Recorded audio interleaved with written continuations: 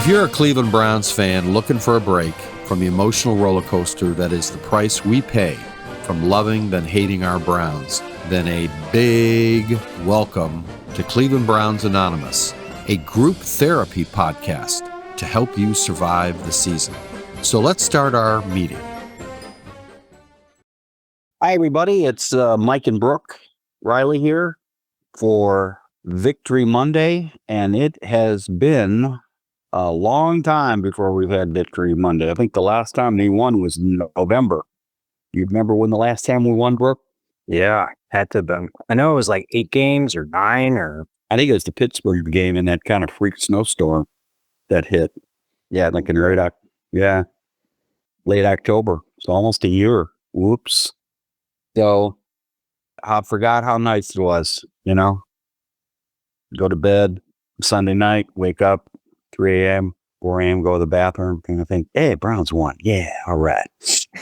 So I'm going to listen to Uncle Riz playing his half-ass 2001 and, salute to Victory Monday. That's always good.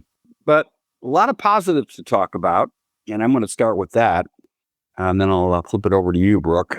Obviously, night and day on the special teams. And when I heard that Schmitty, who looks like it's going to be his new nickname, his mom had died a couple months ago, suddenly. He was very close to her. Browns knew that. Browns watched this guy, in training camp, watched how he prepared, saw what he was like before, maybe the OTAs, they brought him in. They really liked him. They knew he was going through some stuff. So kudos to the Browns front office for, sticking with him, because I don't want to get my head of myself like Cade York time, but I have been very impressed the way this guy's handled himself. And I think he is joining a nice full room of great rookies that are now in the Browns organization. Aiden Huntington, Judkins, Schlesinger, Mason Graham. Really, it's night and day. Fannin. Yeah. And we haven't even seen Dylan Gabriel or Shador.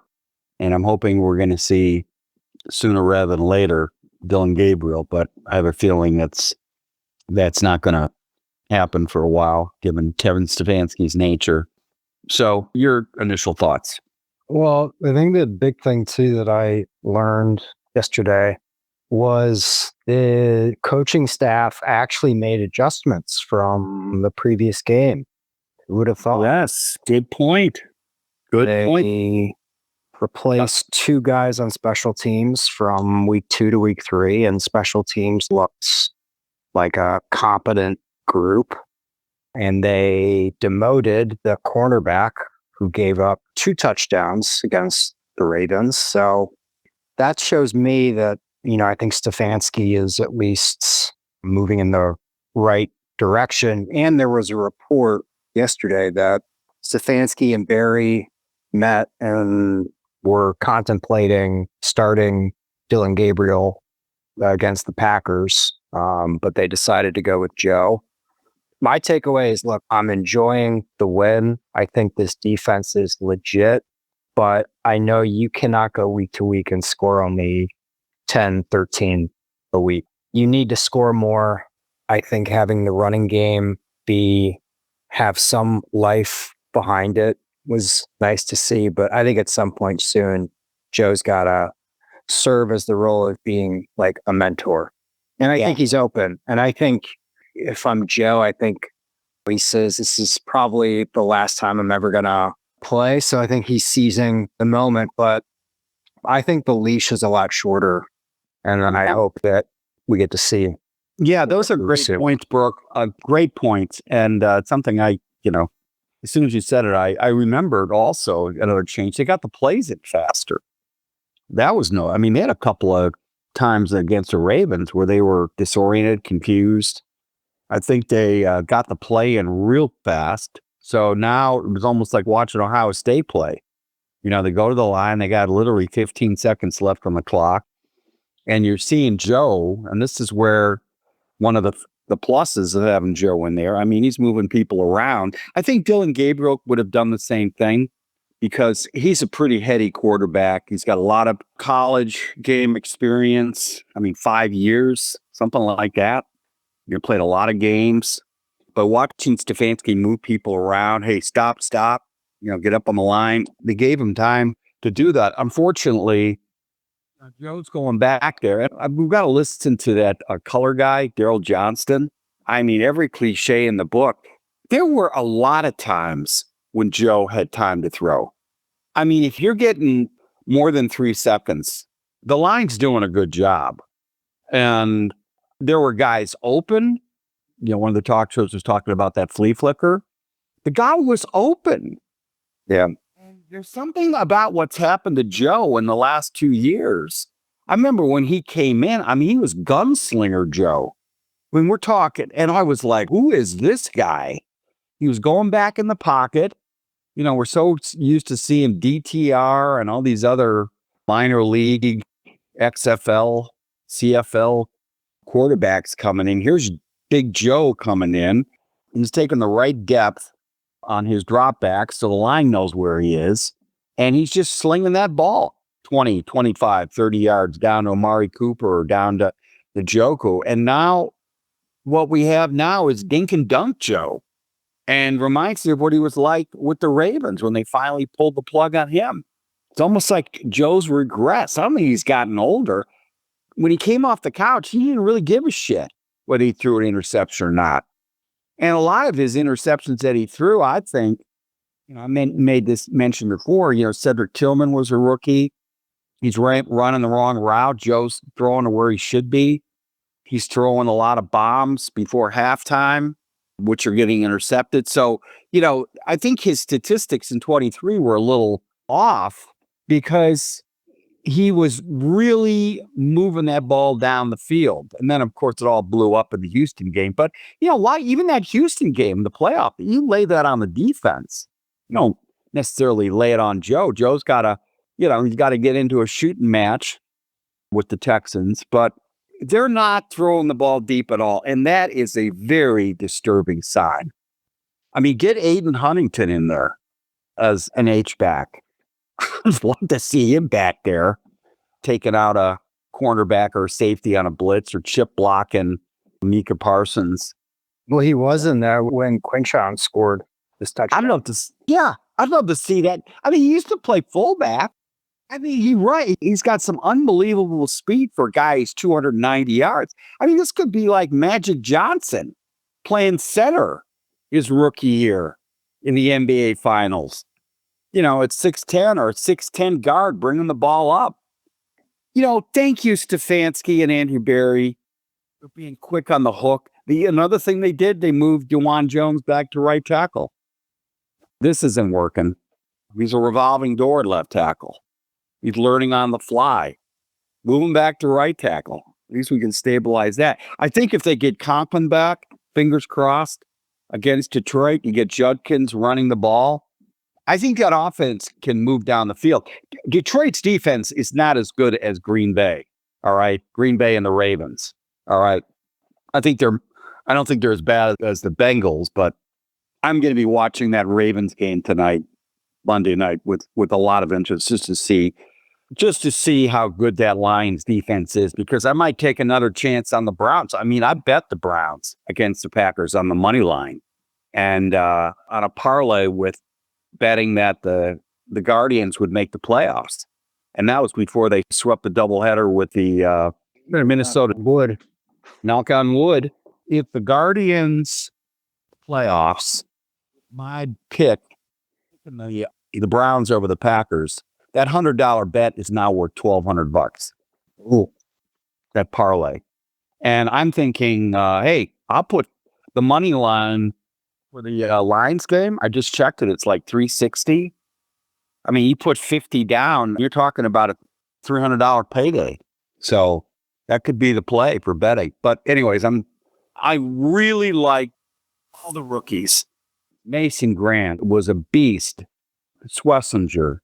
How about that Schlesinger sack? He just threw him down like a rag doll. Yeah.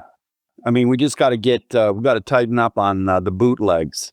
I hope they're going to correct that. That was the only glaring defect in the Browns D was they kept getting sucked at, who's our edge guy opposite Miles? He kept wasn't sealing that lane. So they're just bootlegging around him. But, hey, there's too much dink and dunk, Joe. Maybe he's just petrified over throwing an interception, but we got to take some shots down the field. And I like how, who's our guy we signed from Texas? Oh, Isaiah Bond. He looked good. He looked like he'd take the top off on some deep. Oh, yeah. That's his thing with his speed. Yeah, I think Joe just knows, like, he can't scramble. So, he is like a statue back there. I don't know. Maybe it's the lack of the game speed. He didn't play a whole lot last year. He didn't play it in the preseason. He played for the Colts. He's talking about the Colts. He started, I think, came in after game 2. And the bench. Yeah, but it's not like he's played, full season. I think he's just, I think it's that thing where the answer is, the most obvious thing. I think he's just older. I think he's scared of getting hit. Maybe he's scared of getting hurt. So I think there's no harm in starting one of the rookies. And I think the Browns do have a plan. We're just not going to know what that plan is. But I do know there were multiple reports that they were contemplating making a switch after last week. So that tells me that the leash might be a little shorter than what people think.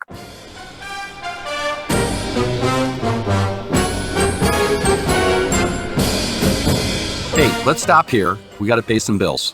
30 seconds, and we'll be back. Getting your house ready to sell, or you just need some basic repairs, and you can't get anybody to come out or even return your phone call. Then call Riley Painting and Contracting, your home mechanics, for all of your home repair needs, from electrical, plumbing, roof repairs, and getting your house ready to sell. 45 years in the business, a AAA on the Better Business Bureau, and we're on the preferred contractor list in Cleveland Heights and Shaker Heights. You can contact us by calling 216-371-8160 and leave a message. And guess what? We'll call you back.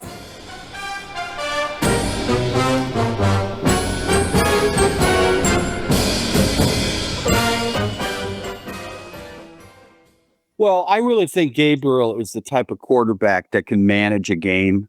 He really strikes me as that, as opposed to a Shador. I think Gabriel is really wise beyond his years.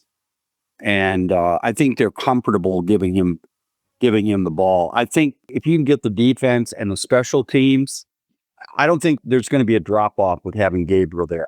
I've been listening to these talk radio people, some of them, some analysts, and they're saying, I don't know, Gabriel. Well, they're saying, a lot of them are saying, I'm ready for Gabriel. I think they're realizing that. But I heard one guy today, this was on the Ultimate Sports Show, he was saying, well, he's a third rounder. I said, what does that matter? Yeah. Who said what? Yeah, I said, who cares?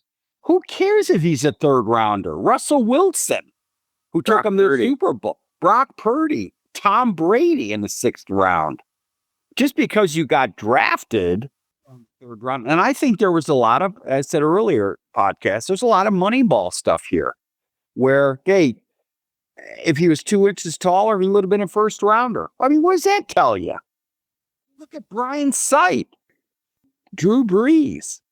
I mean, these guys were not, your big statuesque dumbballs like Carson Wentz or Sam Darnold. I mean, some of these guys, they look good. I mean, I think the guy with, Bears now. I mean, he looked like he's coming along. He's got the right fit. Look at Baker. Baker was fine with us.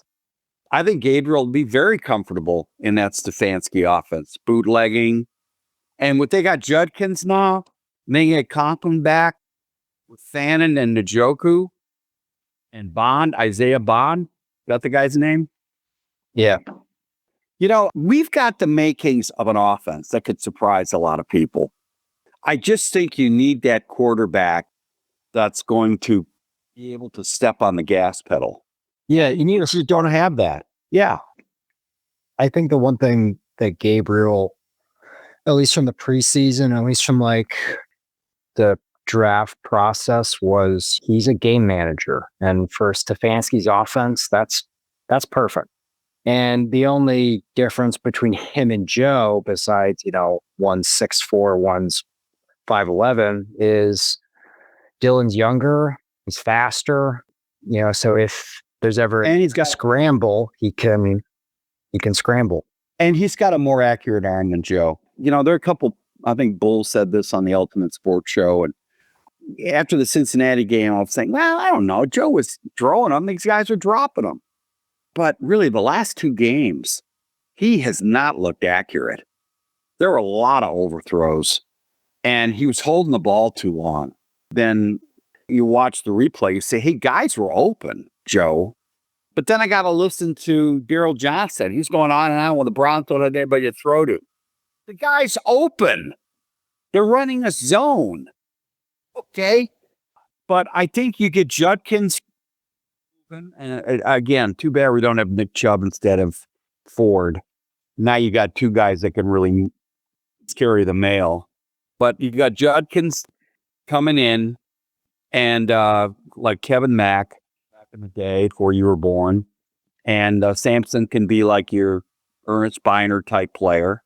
Yeah, the Browns, and I'd love to see them pick somebody up for the O-line. I know they're probably, maybe get a Wyatt Teller off the scrap heap like we did 4 years ago.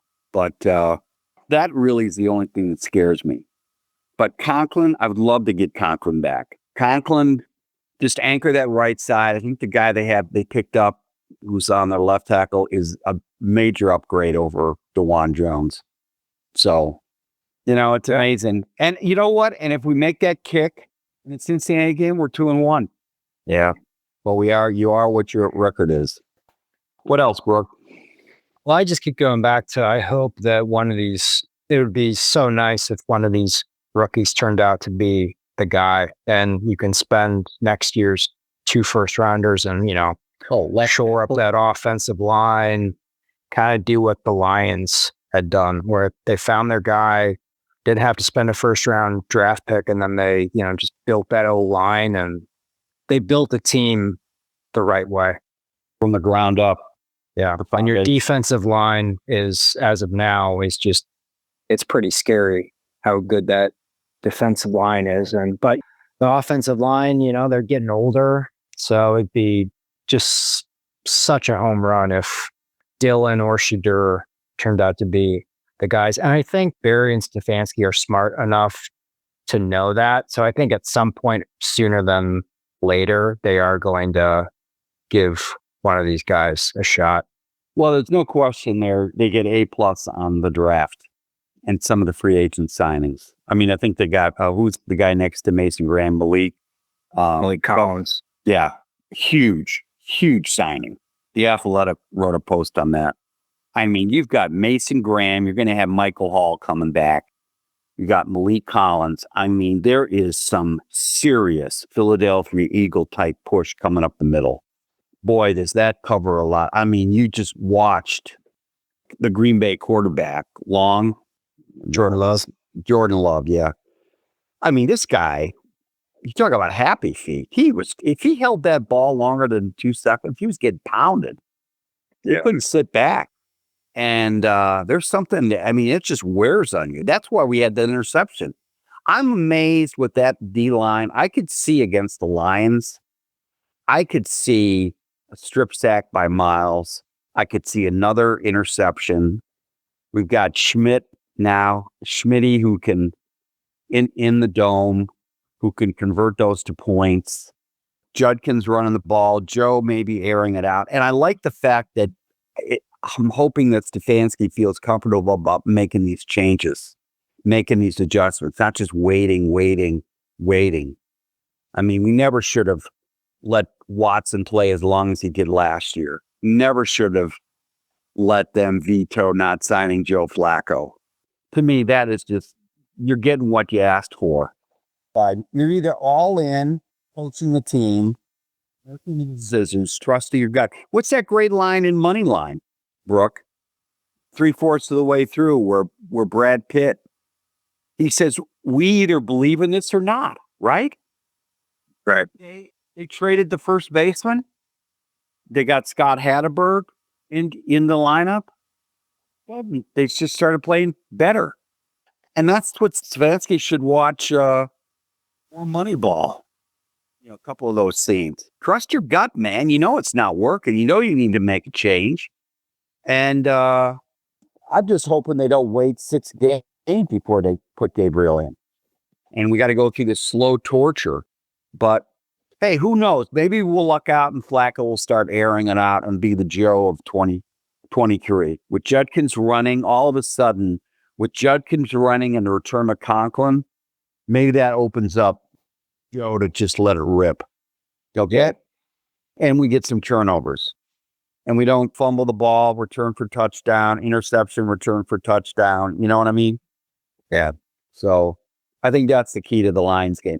I think I'm going to put 50 on the money line. I mean, really, you put 3 $50 bets on the money line, 3 games, and you're bound to hit one. I mean, it's the nature of the NFL.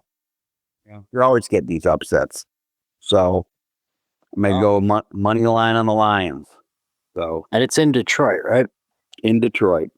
So that Ravens game tonight's going to be very interesting. Yeah, I hope the Lions, I hope they win so they don't come into our game. But tonight's game could be a little Super Bowl preview.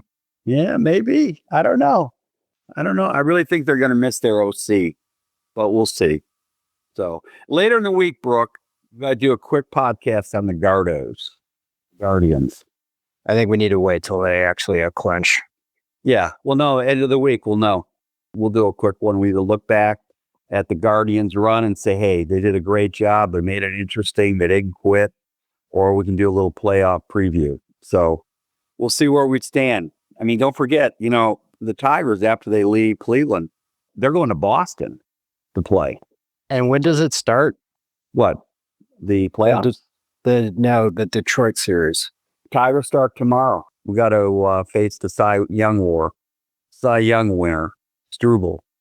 And then after that, Lions don't have the same depth. I mean, the Tigers don't have the same depth as pitching as the Guardians do. When you're on the ground, we got to keep the foot on the neck. But we have a good shot, knock on wood, on the wild card, So Red Sox are reeling just like the Tigers. So anyway, all right. So later in the week, we'll do a Browns Anonymous Gardo edition. All right? All right. Go Guardians. All right. Thanks, Brook. Thanks, everybody. All right. Talk later in the week. See ya.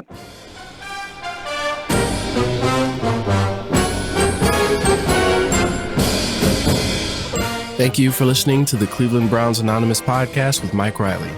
We have a lot more content on the way as we get this new podcast started. You can also check out some of our other podcasts, like the Cleveland Real Estate Investor Podcast, and other new ones that will start soon. On any platform that you find yourself listening to us on, feel free to leave us a like or comment or follow us. It always helps.